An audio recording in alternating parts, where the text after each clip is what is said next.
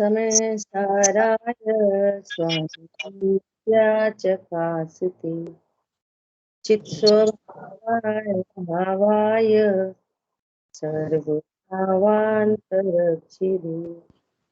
वन्दितवसिष्ठे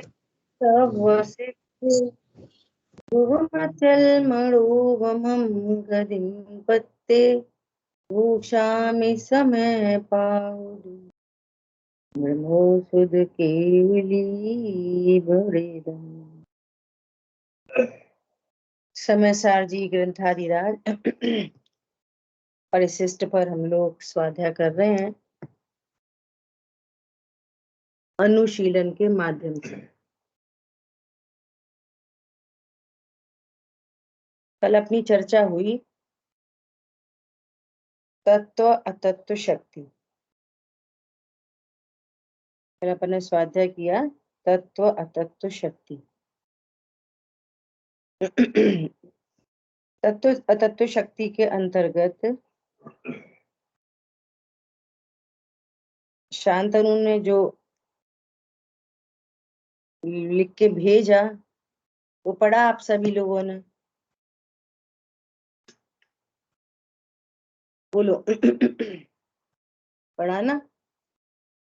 बोलो। अजय भैया को कुछ क्वेरी है? अजय भैया बोलिए। पहले इसी पर चर्चा करने के बाद फिर अपन आगे स्वाध्याय करेंगे। क्वेरी में थोड़ा सा ऐसा था कि ये जो स्वज्ञ गे उन्होंने गेयाकार की बात की ना, गेयाकार और पर गेयाकार, ये थोड़ा सा कंफ्यूजन वाला मैटर था कि स्वज्ञ क्यों नहीं बोलेंगे इसे और गेयाकार क्यों बोलेंगे।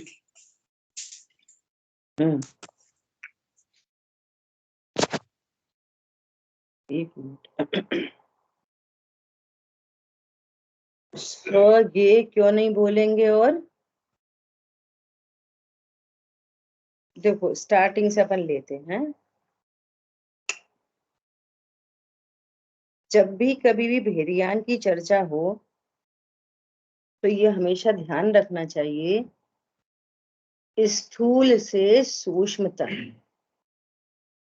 भेरियान कैसे करना? स्थूल से सूक्ष्म तक जाना चाहिए।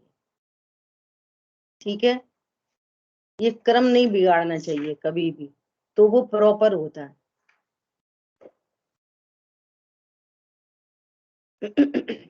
अपन ने बहुत बार पर की लिस्ट बनाई है, स्थूल से सूक्ष्म, है ना? तो सबसे पहले इन्होंने कहा तत्व तत्व मूल में स्वरूप से हूं, पर रूप से नहीं, है ना? यहाँ पे शब्द क्या आए थे? जो जैसा है वो वैसा ही है, ऐसा ऐसा कुछ लाइन थी ना दादा के में। जो जिस रूप है उसका उसी रूप होना रहना। जो जिस रूप है उसका उसी रूप होना रहना, है ना?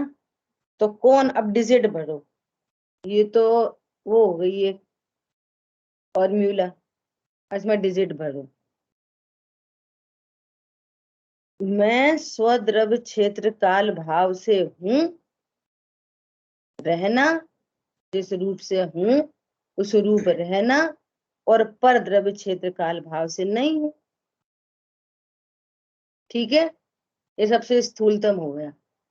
अब इसमें स्वद्रव्य क्षेत्र काल भाव में क्या लगा लेना? पुद्गल, धर्म, अधर्म, आकाश, काल। मैं स्वद्रव्य क्षेत्र काल भाव रूप से रहता हूं और पुद्गल के द्रव्य क्षेत्र काल भाव रूप से नहीं रहता। धर्म, अधर्म, आकाश, काल सब लगा लो। ठीक है। दूसरा, मैं जीव स्वरूप हूं, जीव स्वरूप हूं। तो इन्होंने ब्रैकेट में क्या लिखा कि जब प्रमाण की बात कर रहे हैं ना, तो इसमें विकारी अविकारी सहित पूरा द्रव्य, मैं जीव स्वरूप हूं, पूरा द्रव्य, प्रमाण का द्रव्य, चाहे विकारी पर्याय हो चाहे अविकारी हो। मैं जीव जीव स्वरूप से हूं, जीव स्वरूप से रहता हूं, जड़ रूप से नहीं रहता। ये दूसरी बात हो गई। डायरेक्ट अपन ने यहाँ पुद्गल से बात कर दी। धर्म अधर्म आकाश काल की ऊपर बात कर लो, और यहाँ किसकी बात कर लो, अकेले पुद्गल की। ठीक है, अब पुद्गल में भी अपने आगे पीछे कौन मिलता है अपन को, जड़ रूप से नहीं हूं मतलब संयोग रूप से नहीं, शरीर रूप से नहीं, कर्म रूप से नहीं। ठीक है, जड़ में कौन कौन शामिल हो जाएंगे, संयोग शरीर कर्म, ये सब पुद्गल है। ठीक है, अब देखो, ये द्रव्य से अपेक्षा से 6 द्रव्यों की बात हो गई, और संयोग शरीर कर्म की बात हो गई, ये पुद्गल सापेक्षता में। अब गुण भेद की बात आ जाओ, कि मेरे में ज्ञान दर्शन गुण है, रूप आदि नहीं है। कल बात आई थी ना यहाँ पर, देखो इसी के नीचे, इसी प्रकार जो जिस रूप है उसका उसी रूप होना। तो मेरे में ज्ञान आदि गुण रूप है और रूप आदि नहीं। देखो यहाँ पे दादा ने प्रयोग किया, ये द्रव्य की बात हो गई, गुणों की बात कर लो, पर्याय की बात कर लो। तो मेरे में ज्ञान आदि गुण हैं और रूप आदि गुण नहीं। क्लियर हो गई बात, ऐसा। और ये गुण की बात हो गई। अब पर्याय की बात करो, कि मैं जानने रूप से हूं। ज्ञान की पर्याय क्या होगी, जानना। श्रद्धा की पर्याय लगा लो, चारित्र की पर्याय लगा लो। मैं जानने रूप से हूं, और स्पर्श आदि तो वो उद्गल के गुण है, पर्याय हैं। तो मैं स्पर्श आदि हल्का भारी रूखा चिकना खट्टा नरम, ये सब लगा लो, पांचों इंद्रिय की संबंधी विषय। सुगंध दुर्गंधित नहीं हूं, खट्टा मीठा चर पर कसैला नहीं हूं। इन्होंने स्पर्श से बात कर दी ना, तो आपको किस में लगाना है, सारी पुद्गल की पर्याय में। शब्द रूप नहीं हूं मैं। ठीक है, ये वाली बात हो गई। अब शुद्ध परिणमन रूप से हूं, राग आदि। अब अपने अंदर अंदर आ जाओ, ये परद्रव्यों से भेद ज्ञान हो गया, परद्रव्य से, परद्रव्य के गुणों से, परद्रव्य की पर्याय से। इन तीनों फैक्टर में, कहा 4 फैक्टर में किसकी बात हो गई, परद्रव्य, परद्रव्य के गुण, परद्रव्य की पर्याय, मेरी पर्याय, परद्रव्य की पर्याय। अब अंदर आ जाओ, तो अब किससे भेद ज्ञान करेंगे, स्वभाव और विभाव से। तो यहाँ पर क्या कह रहे हैं, कि आत्मा न तो राग आदि रूप परिणमन करता और न रूप आदि। ये नीचे यहीं पे बात आ रही है। इस तत्व शक्ति के कारण आत्मा ज्ञान आदि गुण रूप और उनके निर्मल परिणमन रूप है, और अतत्व शक्ति के कारण रूप आदि और राग आदि रूप नहीं है। ठीक है, इधर ही आ गई ये वाली बात। तो शुद्ध परिणमन को तो अपने में शामिल करेंगे, विकारी पर्याय को शामिल नहीं करेंगे। ये तो शुरू से बात चली आ रही है, आत्मा की उछलती शक्तियों की बात है, शुद्ध परिणमन की शक्तियों से बात है। ये अपनी स्टार्टिंग से बात चल रही है, वीर की शक्ति पर, सुख शक्ति में। तो राग आदि रूप नहीं। ठीक है, अतत्व शक्ति के कारण मैं राग आदि रूप नहीं, और तत्व शक्ति के कारण मैं शुद्ध परिणमन रूप से होता हूं। ठीक है, अब आ गई बात, अब ये राग फिर दूर की बात थी, अब अपन आ गई ज्ञान ज्ञान पे। ठीक है, अब ज्ञान से बात कर रहे, क्रम समझ में आ रहा है आपको। पहले 6 द्रव्यों से भिन्नता की बात, फिर 6 द्रव्यों में अकेले पुद्गल से भिन्नता की बात। क्योंकि 6 द्रव्यों में धर्म अधर्म आकाश काल डायरेक्ट तो हमें कुछ दिखते नहीं, न हमारे ज्ञान के विषय, न उनकी कोई बहुत बड़ी समस्या है, उनके स्वरूप को नहीं जानते, ये समस्या है अकेला। उनके कार्य को अपना कार्य समझते हैं, ये समस्या है। उनसे डायरेक्ट कोई समस्या नहीं है, लेकिन पुद्गल को देख कर तो राग देश उत्पन्न होते हैं, ये अच्छा ये बुरा, ये मेरा है तेरा है ना। तो जब पुद्गल की बात कर रहे हैं, तो पुद्गल में किसको लेना, संयोग शरीर कर्म। ठीक है, अब गुणों से, मेरे में ज्ञान आदि गुण है, इस पर रसगंध वर्ण नहीं, रूप आदि लिख दिया, रूप आदि। समझ आ रही बात। अब मेरी पर्याय है मेरे में, जानना, विश्वास करना, स्थिरता करना, लीनता, ये मेरी पर्याय है। लेकिन मेरे में ठंडा गरम हल्का भारी, सुगंध दुर्गंध, खट्टा मीठा चरपरा कसैला, शब्द आदि, रंग रंग ले लो, सफेद पीला हरा नीला जो भी है ना, ये मेरे में नहीं। तो अब अपनी पर्याय और पर की पर्याय से भेद ज्ञान हो गया। अगली बात ख्याल में। अब ये अब इतनी बात तो पर संबंधित हो गई, इतना क्लियर एकदम स्पष्ट। अब अपने के अंदर आ जाओ। अपने अंदर आएंगे तो स्वभाव और विभाव से भेद ज्ञान। तो निर्मल परिणमन तो मेरा कहलाएगा, लेकिन विकारी परिणमन मेरा नहीं। ठीक है। अब ये निर्मल परिणमन और विकार स्वभाव विभाव में भेद ज्ञान हो गया। अब और अंदर आओ, और अंदर आओ। अब बात आएगी अंदर अंदर आके ज्ञान और ज्ञेय की। ठीक है। यहाँ पे एक चीज और डाल सकते हैं क्या, मेरा जानना लक्षण है, छायोपशमिक ज्ञान नहीं, और अंदर आना है।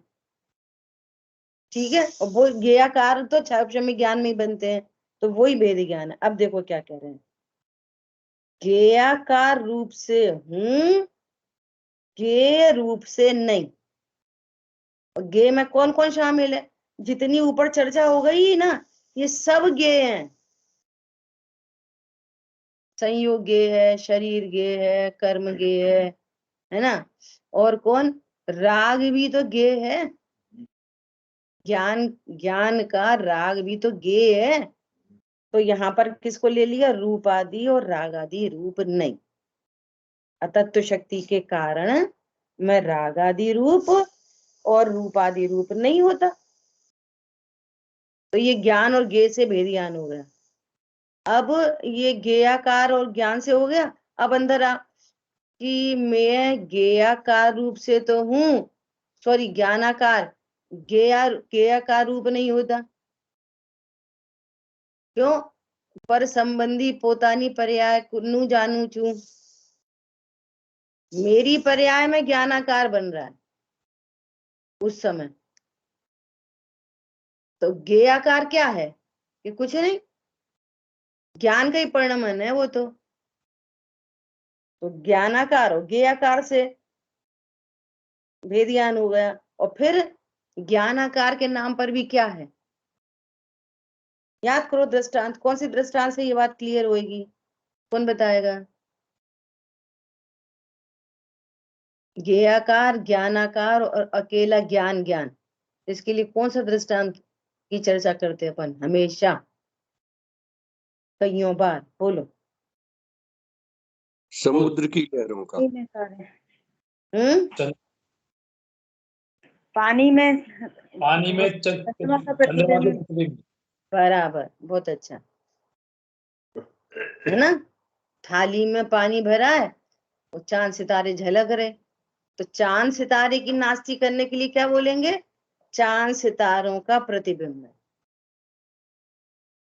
चांद सितारों के प्रतिबिंब के नाम पर भी क्या है, वो चांद सितारे का प्रतिबिंब चांद सितारों के कारण के पानी की रचना है, उनका कुछ योगदान है, हेल्प, एनी हेल्प, पानी की रचना है। अब जो हो गया ज्ञानाकार, पानी की रचना पर होने से भी क्या है, अंदर हाथ डालो, पानी के अंदर हाथ डालो तो उनकी रचना के नाम पर भी क्या मिलेगा, चांद सितारे टकराएंगे हाथ से, वे तो है ही नहीं, उनका प्रतिबिंब नहीं। फिर पानी के आकार के नाम पर भी क्या है, पानी में कुछ नहीं, शुद्ध निखालिस पानी, प्योर पानी, स्वपर प्रकाशक स्वरूप है बस। तो इस तरह से तत्व शक्ति में लास्टली कहां पे पहुंच गए, ध्रुव पे पहुंच गए बस। अब ध्रुव, ध्रुव रूप नहीं ये, अब ध्रुव की नास्ती तो किसी से नहीं होती। ध्रुव तक पहुंचने के लिए ये सब की विधि निषेध करते करते चले आए। अब तत्व अतत्व शक्ति के कारण ध्रुव भी नहीं, ऐसा नहीं हो सकता। ध्रुव हूं, ये मेरी सत्ता है, यही जानना था। क्लियर हो गई बात? गे में कौन शामिल होगा? राग आदि भी गे में ही शामिल है। राग आदि छोड़ो, संवर निर्जरा मोक्ष भी गे में ही शामिल है। राग की बात तो छोड़ो, ज्ञान के लिए संवर भी क्या है? गे। मोक्ष भी क्या है? गे। ऐसा। क्लियर? चलें आगे। कोई और प्रश्न किसी का तो पूछ सकते हैं। कल हम लोग सुबह मंदिर से लौट के चर्चा करते हुए आ रहे, तो हम लोग यही चर्चा कर रहे न। चलो करो विधि निषेध। गेय, गेयाकार, ज्ञानाकार और ध्रुव। गे नहीं हूं मैं, गेयाकार हूं। गेयाकार रूप भी नहीं होता, ज्ञानाकार हूं। और ज्ञानाकार रूप भी नहीं, ज्ञायक ही। ठीक है, चलो देखो। यहाँ पेज नंबर है 417। कल अपन ने थोड़ी सी चर्चा की थी। ये बहुत समझने की चर्चा है। एक एक करके पढ़ेंगे, है ना? कौन कौन पढ़ेगा? अर्चना जी पढ़ेंगी, पारुल जी पढ़ेंगी, और अजय भैया, अरुण भैया। क्रम से आ जाना, ठीक है? चलो। ये कहाँ से बात आई है? शुरू हो रही है 417 पेज पर। अनेकांत शब्द की शब्द, अनेकांत शब्द।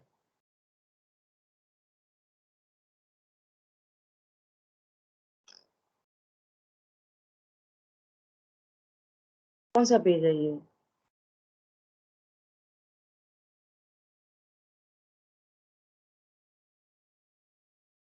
ठीक है, और आगे। पेज तो यही है, थोड़ा सा आगे। हाँ, और आगे, और आगे, और आगे, थोड़ा सा और। ये अनेकांत शब्द मिला सबको। लास्ट पैराग्राफ है, पढ़ो। अनेकांत शब्द अनेक और अंत दो शब्दों से मिलकर बना है। अनेक का अर्थ होता है एक से अधिक। एक से अधिक दो भी हो सकते हैं और अनंत भी। दो और अनंत के बीच में अनेक अर्थ संभव हैं। तथा अंत का अर्थ है धर्म अर्थात गुण। प्रत्येक वस्तु में अनंत गुण विद्यमान है।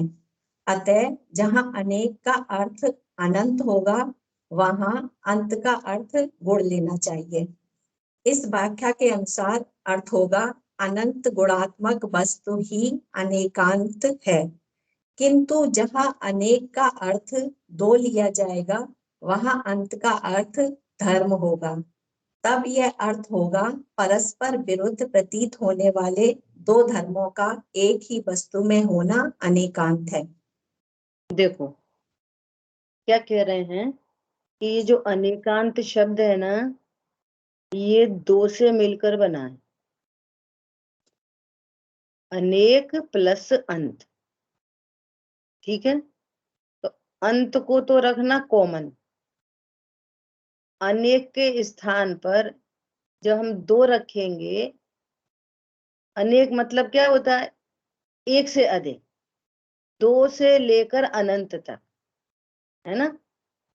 तो हम इस अनेकांत का अर्थ क्या समझेंगे? वस्तु अनेकांतमयी है, तो क्या समझ में आया? कि उसमें अनेक धर्म हैं, उसमें अनेक गुण हैं, उसमें अनेक शक्तियां हैं। ठीक है, ऐसा। तो अनेक मतलब अनंत, अनेक मतलब अनंत गुण है। तो अंत का अर्थ हम हम अनंत करेंगे तो उसका अर्थ होगा गुण। हम एक बार इसमें क्या लगाएंगे? गुण। एक बार क्या लगा सकते हैं? शक्ति। और जब दो की बात चलेगी तो क्या लगाएंगे? परस्पर विरोधी धर्म युगल। ठीक है, तो इसका क्या मतलब हुआ कि आत्मा में अनंत गुण, अनंत शक्ति, अनंत धर्म होते हैं। कोई कॉमन शक्ति और गुण नहीं कहे, ऐसा बोले, आत्मा में अनंत धर्म होते हैं। तो वहां धर्म का अर्थ अकेला धर्म युगल नहीं होता, धर्म का अर्थ गुण भी होता है, अनंत गुण भी होते हैं, अनंत शक्तियां भी होती हैं। तो ये सारी बातें किसमें आ जाएंगी? अनेकांत में। अनेकांत में अकेले धर्म युगल की बात नहीं है। किसकी बात है? अनंत शक्ति भी, अनंत गुण भी। और सुनो, और सुनो, और तो क्या बोल रहे हैं? दो से अनंत के बीच में बहुत सारी बात आ जाएगी, तीन भी आ जाएगी, चार भी आ जाएगी। तीन कैसे आएगी? आत्मा द्रव्य गुण पर्याय वाली है, ये भी अनेकांत है। ये भी अनेक धर्म हो गए ना, ये भी अनेक द्रव्य गुण पर्याय। आत्मा उत्पाद व द्रव्यात्मक है, ये भी अनेकांत है। अनेकांत पर रिजिड नहीं होना अकेले धर्म युगल से, आपको ब्रॉड वे में सोचना पड़ेगा। जैसे अनेकांत की बात आई तो धर्म युगल याद आते हैं बस। भैया अनंत शक्ति अनेकांत है, अनंत धर्म अनेकांत है, अनंत गुण अनेकांत है, आत्मा द्रव्य गुण पर्याय वाली है, ये भी अनेकांत है। आत्मा उत्पाद व द्रव्य वाला है, ये भी अनेकांत है। आत्मा स्व द्रव्य क्षेत्र काल भाव वाला है, ये भी अनेकांत। समझ में आ गई बात? क्या लिखा है? दो और अनंत के बीच में अनेक अर्थ संभव है। तुम इतू सा अर्थ मत करो, अनेक अर्थ संभव है। तथा अंत का अर्थ धर्म अर्थात गुण। जब हम अंत का अर्थ गुण करेंगे तो कितने हैं? अनंत गुण विद्यमान है। दो करेंगे तो धर्म युगल की बात करेंगे। और सुनो, आत्मा द्रव्य पर्यायात्मक है, ये भी अनेकांत है। ठीक है, क्लियर हो गई बात? ये कह रहे हैं यहाँ पर, जब दो करेंगे तो धर्म युगल समझना, और अनंत करेंगे तो गुण शक्ति समझना।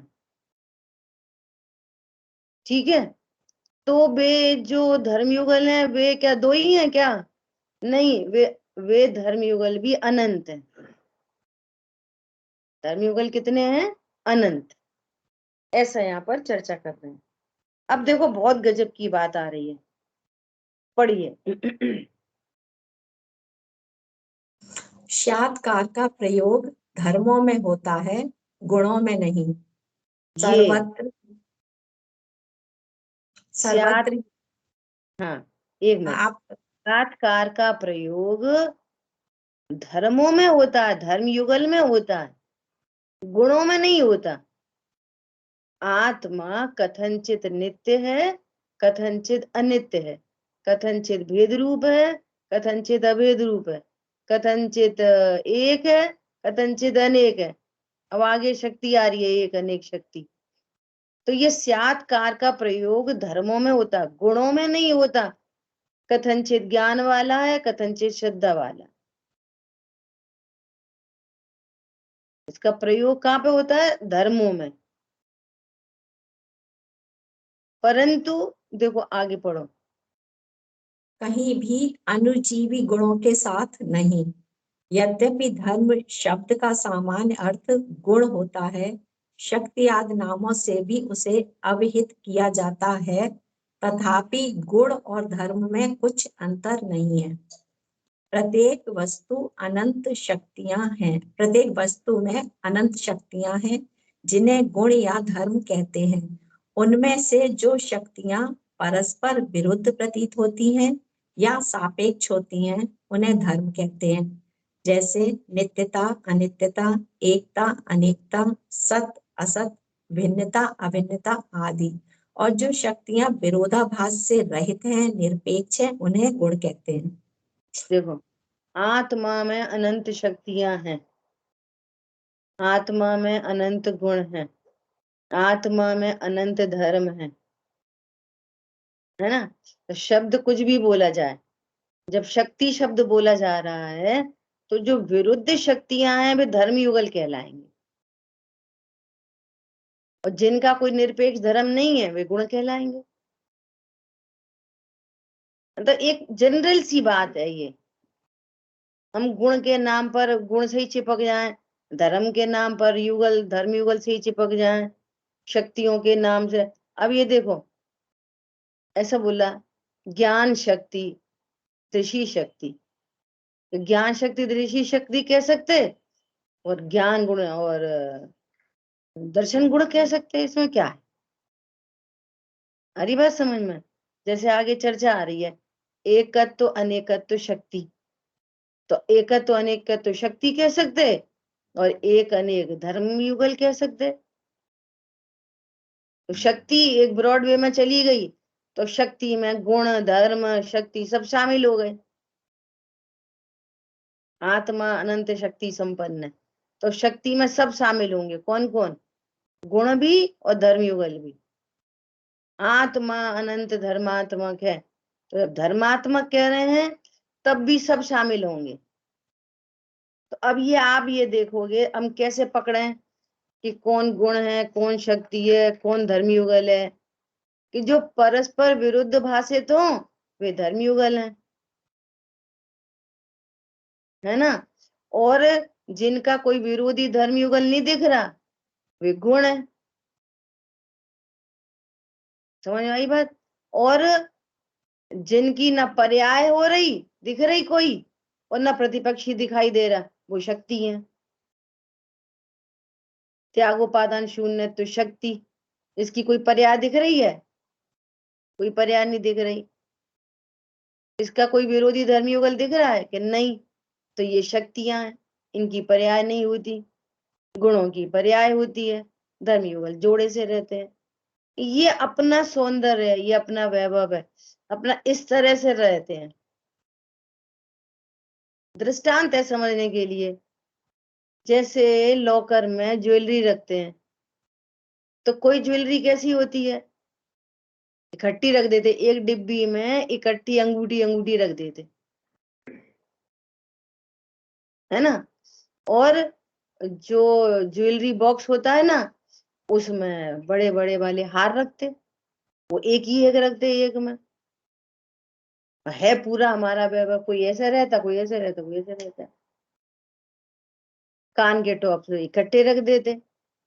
समझ में आ रही बात? दृष्टांत है समझने के लिए।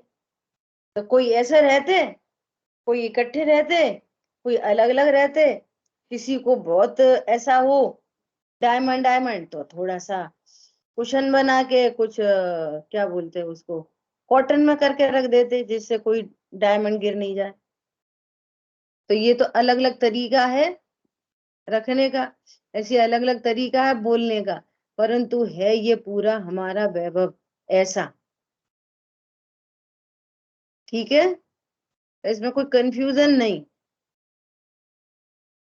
देखो आगे कौन पढ़ेगा? पारुल बहन आप पढ़ो। जी। कहीं भी अनुजीवी गुणों के साथ नहीं। यद्यपि धर्म शब्द का सामान्य अर्थ गुण होता है, शक्ति आदि नामों से भी इसे अभिहित किया जाता है, तथापि तो है ये गुण वाला, और हाँ जी, ये वाला पैराग्राफ हो गया, नीचे वाला पढ़िए। जिन गुणों में जिन परस्पर गुणों जिन गुणों में परस्पर कोई विरोध नहीं है, एक वस्तु में उनकी एक साथ सत्ता तो सभी वादी प्रतिवादी सहज स्वीकार कर लेते हैं, किंतु जिनमें विरोध सा प्रतिभासित होता है उन्हें शादवादी ही स्वीकार करते हैं। देखो बहुत इतर जन इम्पोर्टेंट, अभी रुकेंगे यहाँ पे। क्या कह रहे हैं पता है? जिन गुणों में परस्पर विरोध नहीं है उन्हें तो सभी लोग स्वीकार कर लेते हैं। आत्मा में ज्ञान है, श्रद्धा है, चारित्र है, प्रभुत्व है, अस्तित्व है, वस्तुत्व है, प्रदेशत्व है, कोई समस्या नहीं। लेकिन ये धर्म युगल है ना, जो परस्पर विरोधी प्रतिभाषित होते हैं, उन्हें तो अकेले स्यादवादी ही स्वीकार कर पाते हैं भाई साहब। ऐसे कैसे? वही आत्मा नित्य और वही अनित्य है, ये ऐसे कैसे? वो जो एक है वही अनेक है, जो भेद रूप है वही अभेद रूप है, ऐसे कैसे? तो ये कोई महान, कोई पुरुषार्थी स्यादवादी ही स्वीकार कर पाता है, ये कहना चाह रहे हैं। परस्पर जिनमें विरोध नहीं होता, ऐसे गुणों को तो सब स्वीकार कर लेते हैं,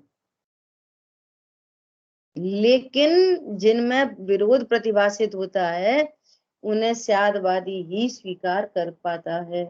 और जो स्यादवादी है वो ही अनेकांत को समझ सकता है, और जो अनेकांत को समझ सकता है वही सम्यक एकांत में जा सकता है, और जो सम्यक एकांत में जा सकता है उसी को अनुभूति हो सकती है।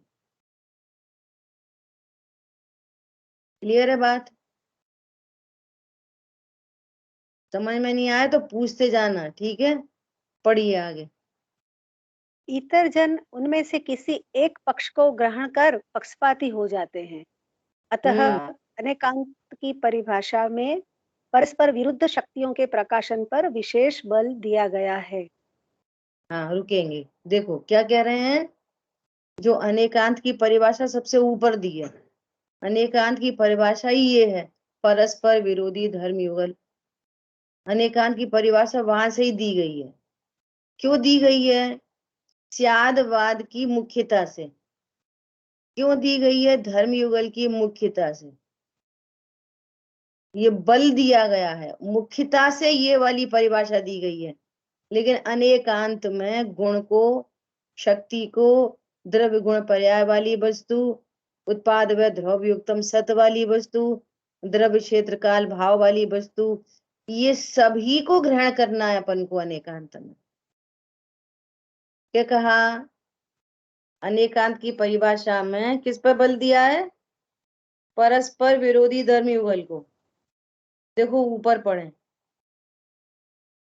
417 पेज पर, जो यहाँ से अपन ने शुरू किया था ना अनेकांत, उसके जस्ट सेकंड हाँ, बस बस बस पढ़ो, एक बार पढ़ो। अरुल जी पढ़िए। जी। स्यादवाद समस्त वस्तुओं के स्वरूप को सिद्ध करने वाला अरहंत सर्वज्ञ का अस्खलित निर्बाध शासन है। वह स्यादवाद कहता है कि अनेकांत स्वभाव वाली होने से सब वस्तुएं अनेकांतात्मक है। जो वस्तु तत् है वही अतत है, जो एक ही है वही अनेक है, जो सत है वही असत है, जो नित्य है वही अनित्य है। इस प्रकार एक वस्तु में वस्तुत्व की उत्पादक परस्पर विरुद्ध दो शक्तियों का प्रकाशित होना अनेकांत है। देखो अनेकांत की परिभाषा में धर्म युगल से बात उठाई है, स्यादवाद बताने के लिए ये मुख्यता से बात की गई है। पॉइंट समझ में आ रहा है? कौन पॉइंट पकड़ रहा है? ये कौन बताएगा? स्यादवाद की मुख्यता से धर्म युगल, परस्पर विरोधी धर्म युगल वस्तु में रहते हैं, इसलिए अनेकांत की ये परिभाषा बनाई गई है। वास्तव में अनंत गुण है, ये भी अनेकांत है, अनंत शक्तियां, ये भी अनेकांत है, द्रव्य गुण पर्याय वाली वस्तु है, ये भी अनेकांत है, द्रव्य क्षेत्र काल भाव वाली, ये भी अनेकांत है। अनेकांत की परिभाषा में स्यादवाद बताने के लिए ये परिभाषा पर बल दिया गया। समझ आ गई बात? जी। बाकी अनेकांत का बस इतना ही नहीं समझना, मतलब दो तरह से चर्चा की है, एक पूरे समुदाय के रूप में, फिर और एक जो है वो युगल के रूप में भी। हाँ दोनों ही जो है वो अनेक है। हाँ हाँ, युगल वाली चर्चा अनेकांत के नाम पर ज्यादा है, ज्यादा है। ऐसा। क्यों क्यों? क्योंकि इसलिए कि वो कह रहे हैं कि जो वादी प्रतिवादी कोई भी है ना, वे गुणों को तो स्वीकार कर लेते हैं, लेकिन ये परस्पर विरोधी बात को भी स्वीकार नहीं कर पाते। ये तो स्यादवादी ही स्वीकार कर पाता है। इसलिए अनेकांत की परिभाषा में विरुद्ध शक्तियों पर बल दिया है कि इसको भी आप स्वीकार करो। ये वस्तु में विरोधी धर्मयुगल रहते हैं, इसी से वस्तु जीती है, ऐसा। ठीक है। मतलब जो स्यादवादी नहीं है वो ऐसा सोचेगा कि नहीं ये दोनों चीजें एक साथ कैसे होगी, या तो नित्य बताओ या अनित्य बताओ, ये मतलब ये होगा, हाँ, इसीलिए बहुत उनको हम्म होने के लिए। बराबर, बहुत अच्छा। ऐसा पलट के बात आए ना, अब समझ के, तो फिर अच्छा लगता है। क्योंकि जो एकांतवादी हैं, वे इनमें से कोई भी एक पक्ष उठाएंगे। हाँ। मैं तो ध्रुव हूं, बस मैं तो ध्रुव हूं। अब पता है, ये मैं ध्रुव हूं ये चर्चा करने पर भी बहुत लोगों को ऐसा लगता है, ध्रुव हूं ये बात तो सही है, फिर हमको एकांती क्यों ठहराते हो, जाना तो ध्रुव पे ही है। समझना बात को, बहुत गहरी बात है। भैया से बोले हम तो ध्रुव है, राग आदि हम में है ही नहीं, अब क्या समस्या है? ये समस्या है कि यदि तुम अपने को ध्रुव कह रहे हो, तो फिर आपके पास प्रसन्नता और आनंद होना चाहिए। ठीक है, बहुत सही है, बहुत सही जगह पहुंच गए। क्या मैं ध्रुव हूं, राग आदि मेरे में नहीं है, परंतु तू है तो आकुलता में, दोष तो दे रहा है पर द्रव्य को, और कह रहा है मैं ध्रुव हूं, राग आदि मेरे में नहीं है। तो क्या उसको स्वीकार करवाएंगे? सुन, तेरे में ही राग आदि है, तूने ध्रुव का लक्ष्य तो किया ही नहीं है।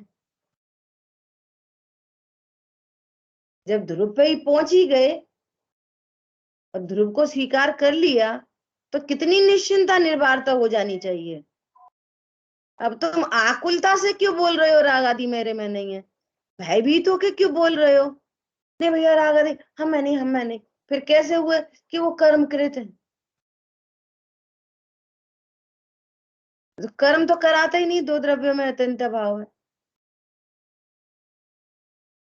और ध्रुव को जानकर बोले अरे ये तो विभाव है, ये मेरा स्वभाव नहीं है, ये कर्मकृत है, और मैं निश्चिंत हूं। तो आपको निश्चिंतता होनी चाहिए ध्रुव के नाम से। परिणति निश्चिंत नहीं है, बातें बना रहा है, तो कह तू निश्चयवासी हो रहा है। अपनी पर्याय में होने वाले राग का नाम दूसरों पे लगाता है और स्वयं मेहनत रहना चाहता है, और है ना उद्यम कुछ करता नहीं। समझ आई बात?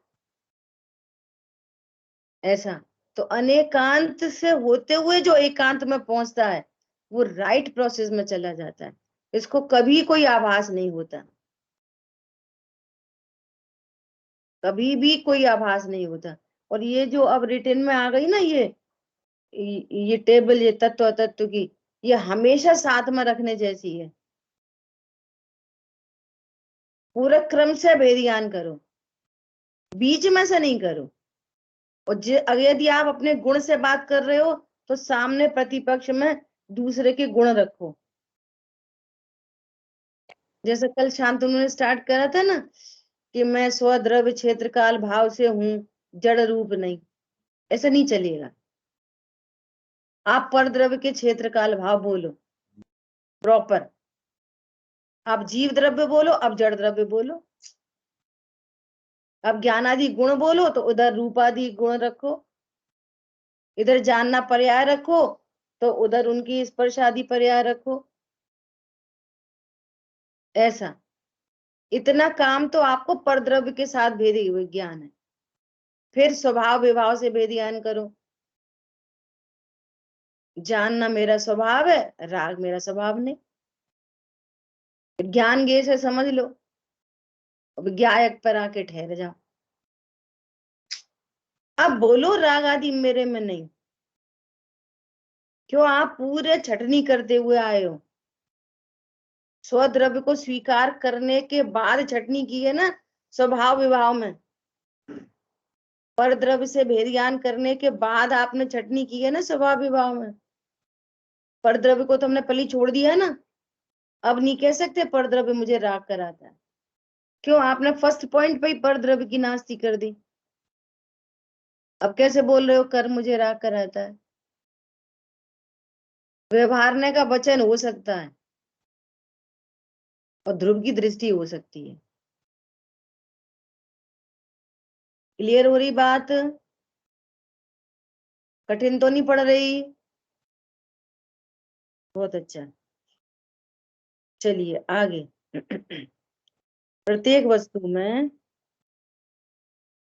वस्तु में परस्पर विरोधी प्रतीत होने वाले अनेक युगल जोड़े पाए जाते हैं।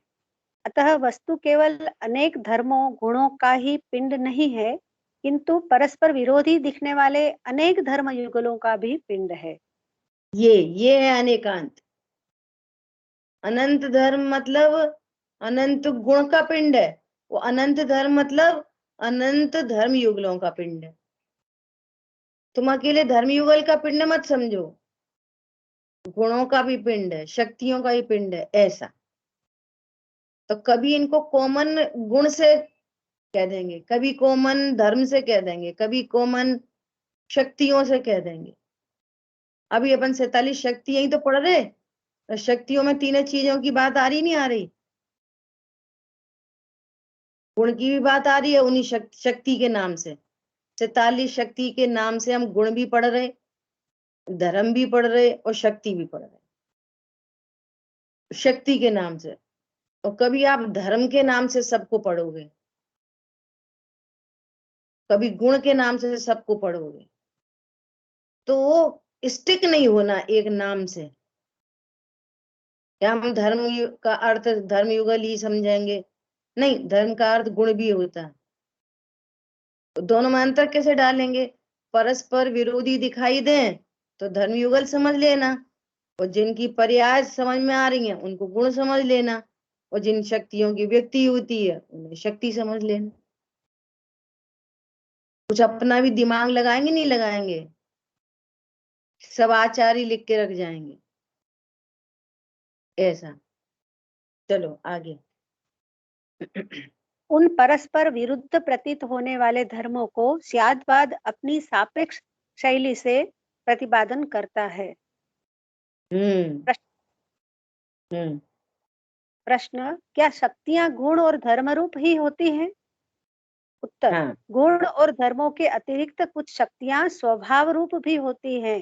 त्यागोपादान शून्यत्व जैसी शक्तियां स्वभाव रूप हैं। अब देखो, अब एक नया शब्द आ गया। अब तक क्या चल रही थी? गुण, शक्ति, धर्म। अब एक और शब्द आ गया, स्वभाव। चौथा शब्द आ गया। अब स्वभाव, गुण भी हमारा स्वभाव है, शक्तियां भी हमारा स्वभाव है, धर्मयुगल भी हमारा स्वभाव है। अब देखो, गुण और धर्मयुगल से डिफरेंशिएट करने के लिए शक्तियों को क्या कह दिया? स्वभाव रूप है। धर्मयुगल भी तो स्वभाव रूप है, गुण भी तो स्वभाव रूप है, तो इनको क्या कह दी? स्वभाव। अब डिफरेंशिएट करेंगे ना, अब शक्ति को क्या बोलेंगे? कुछ शक्तियां गुण रूप है, इनमें भी तो गुण में चली गई। कुछ शक्तियां धर्मयुगल रूप है, वे धर्मयुगल में चले गए। अब कुछ शक्तियां क्या हैं? तो कह रहे हैं स्वभाव है। क्या करें, मजबूरी है ना। तो धर्मयुगल भी स्वभाव है हमारा, और गुण भी हमारा स्वभाव है, शक्ति हमारा स्वभाव है ऐसा। देखो आगे बात आ रही है। उत्तर, गुण और धर्मों के अतिरिक्त, उत्तर हमने पढ़ा, शक्ति रूप होती है।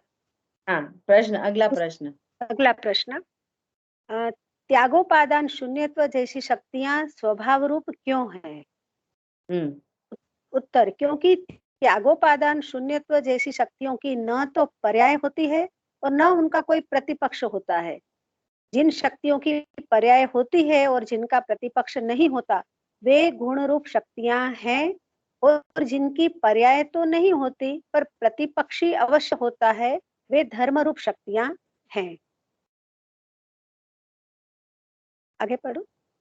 हाँ, जिनकी न पर्याय हो और न प्रतिपक्षी हो, वे स्वभाव शक्तियां हैं। इस त्यागोपादान शून्यत्व शक्ति की न तो पर्याय होती है, न कोई प्रतिपक्षी हुई होता है, इस कारण वे स्वभाव रूप शक्तियां हैं। ठीक है। इनमें बस क्या कह दिया? गुणों की पर्याय होती हैं, धर्म युगल जोड़े से रहते हैं, और शक्तियों की व्यक्ति होती है। शक्तियां स्वभाव रूप से रहती हैं, न तो इनकी पर्याय होती है और न ये जोड़े से रहती हैं, तो उनको शक्तियां कहते हैं। तो ऐसी त्याग उपादान शून्यत्व शक्ति, ऐसी अगुरु लघुत्व गुण के सामान्य गुणों में उनका गुण नाम है, सामान्य गुणों में उसका गुण नाम है, वास्तव में वो अगुरु लघुत्व शक्ति है। समझ में आ रही बात? जिस शक्ति के कारण ये स्वभाव रूप शक्ति है, द्रव्य द्रव्य बना रहता है। अब उसकी कोई पर्याय हो रही क्या? अगुरु लघुत्व की शक्ति है। ऐसे चिति शक्ति है। चिति क्या है? अजड़त्व रूप, वो शक्ति है। उसकी कौन सी पर्याय है? अजड़त्व रूप, वो शक्ति है। ऐसा आप छांटोगे ना 47 में, तो कुछ शक्तियां मिलेंगी, कुछ गुण मिलेंगे, कुछ धर्मयुगल मिलेंगे। ये है मेरा वैभव। बोलो। हमारी तिजोरी में, लॉकर में, कुछ डिब्बी में बहुत सारी अंगूठी मिलेंगी इकट्ठी, जोड़े से रह रहे धर्मयुगल। कौन? कान के टॉप जोड़े से रहते। समझ में आ रही है? बड़े बड़े डायमंड के हार हैं, वो अलग अलग रहते स्वभाव रूप से, उनकी कोई पर्याय नहीं है। समझ लो ऐसे, ये मेरा वैभव ऐसा। चलो आगे कौन पढ़ेगा? अच्छा भैया पढ़ो।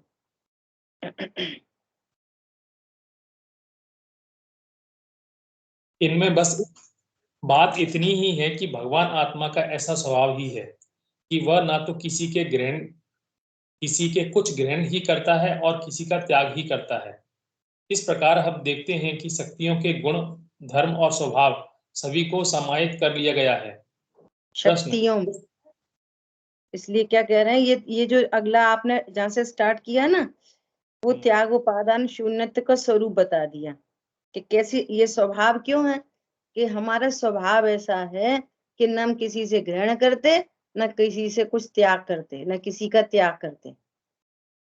ये अभी हमारी स्वभाव रूप शक्ति हो गई। कौन सी? त्याग उपादान शून्यत्व।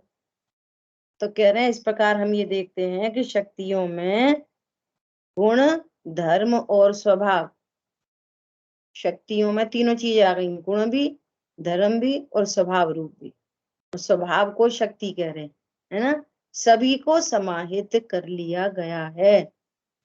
44 शक्तियों में कुछ गुण हैं, कुछ धर्मयुगल हैं और कुछ शक्तियां हैं।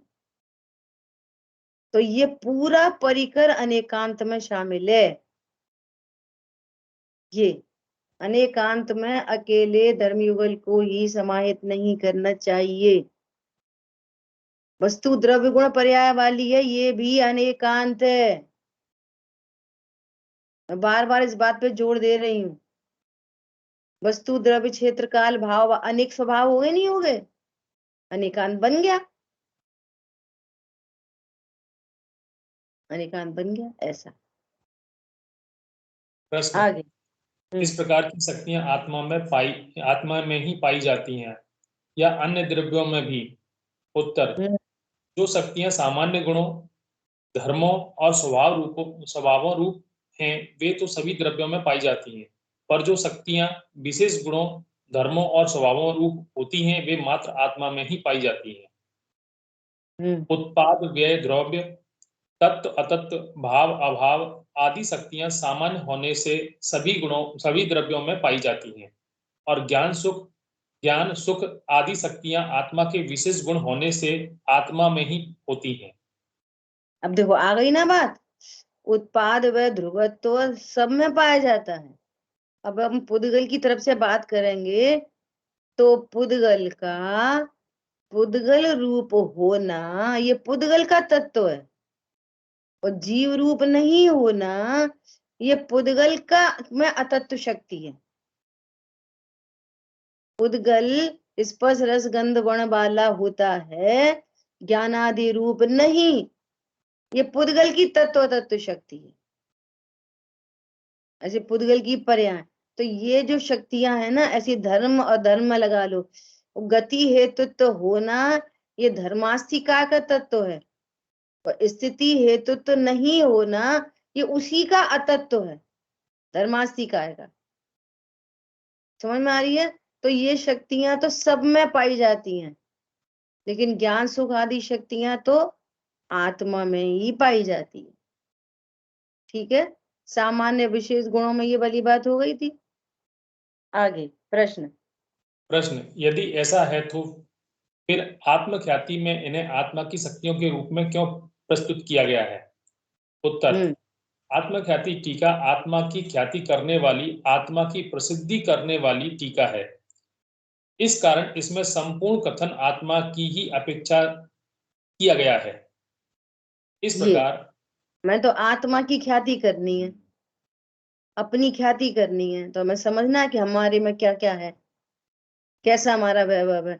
तो आत्मा की मुख्यता से बात की गई है, और पहले और उस उन्हीं शक्तियों में साधारण असाधारण साधारण असाधारण इन शक्तियों की भी तो बात की गई है। तो उसमें सबकी बात आ गई कि जो सारे द्रव्यों में पाई जाए वो साधारण, जो सिर्फ मेरे में पाई जाए वो असाधारण, और जो कुछ मेरे में भी है और कुछ औरों में भी है वो साधारण साधारण। तो बात तो ये तीनों प्रकार की शक्तियां मेरे में है, हम तो हमारी बात कर रहे हैं, और पर से भेद ज्ञान भी हो रहा है ऐसा। ठीक है, इस प्रकार तत्व और अतत्व शक्ति का अनुशीलन करने के उपरांत अब एकत्व शक्ति और नेकत्व शक्ति का अनुशीलन करते हैं, अपन कल करेंगे।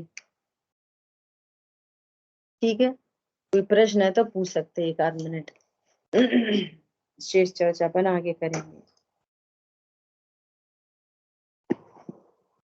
क्लियर? जिन वाणी के ज्ञान से सूझे लोकालोक, तो वाणी मस्तक नमो सदा देत मुंडे। बोलिए द्वारशांग मणि वाणी माता की जय जिनेन्द्र सभी को। जय जिनेन्द्र सभी को। जय सभी को। जय हो जय जिनेन्द्र सभी को। जय जिनेन्द्र।